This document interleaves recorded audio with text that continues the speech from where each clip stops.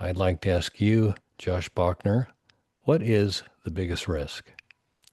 Well, the biggest risk here is getting sued by one of these serial plaintiffs with one of these attorneys who's just in it for the fees. To answer your question, I think ADA compliance planning, bringing in one of these testers like we discussed to assess the premises and make any determinations as to what's not compliant.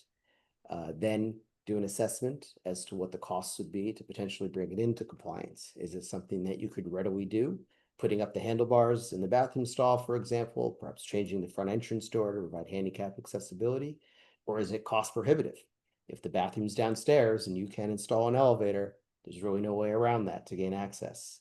And then the challenge becomes with respect to shifting that burden.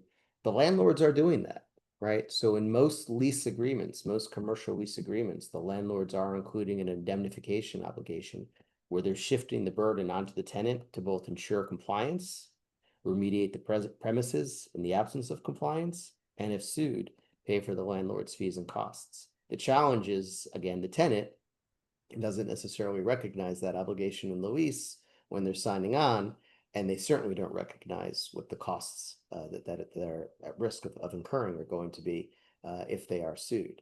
And so, unless they're a really big business, $100,000 hit to your bottom line could put you out of business. And then again, it becomes the domino effect. Great. So now they are out of business. They've shut down. They've got 6 more years on their lease term.